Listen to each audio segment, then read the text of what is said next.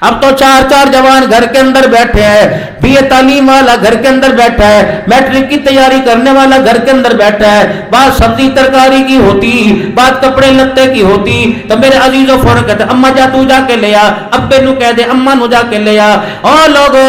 جو تمہارا بچہ 1 کلو آلو کے لیے تمہیں در در پھرائے، وہ تمہارا بچہ تمہاری قبر کی وارث نہیں بنے گا۔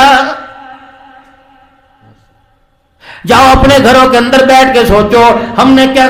کمایا کیا کھویا۔ تمہیں اپنی شکلوں پہ ترس نہیں آتا، تمہیں اپنے وجود پہ ترس نہیں آتا۔ دوڑ دوڑ کے حفظ آباد جانے والوں لاٹھی ہاتھ میں آ گئی، ٹانگوں میں درد ہو گیا، آنکھوں کے اوپر 6 نمبر کی اینک لگ گئی، اب بھی کس امید میں بیٹھے ہو؟ رب اکبر کی قسم ہے اب بھی توبہ کر لو، اب بھی اپنے بچوں پہ محنت کر لو، ان کو چاروں پانچوں کو بلا کر اپنے باپ ہونے کا احساس کراؤ، ورنہ خدا پاک کی قسم ہے مولوی صاحب کے انتظار ہو رہے ہوں گے، جنازہ سامنے پڑا ہوگا، 4 بچے آنکھیں پھاڑ پھاڑ کے دیکھ رہے ہوں گے،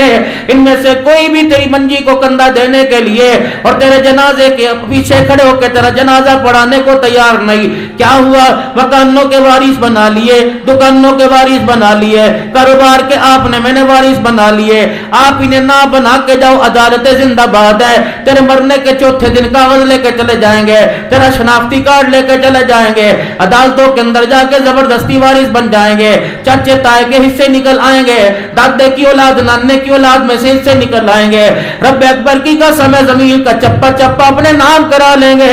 لیکن یہ ہر چیز کے وارث بنیں گے، تیری قبر کا وارث کوئی نظر نہیں آئے گا۔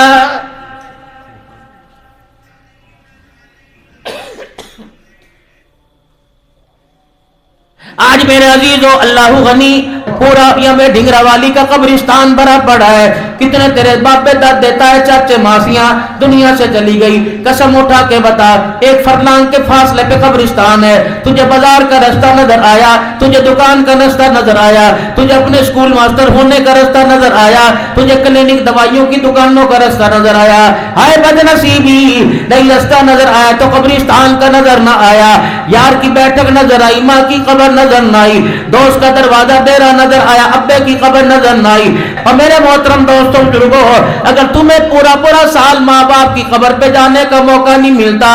تو آج سے 20 سال کے بعد اگر بے دینی کی حالت یہ رہی، ہمارے بچے قبرستان کے راستے ہی بھول جائیں گے۔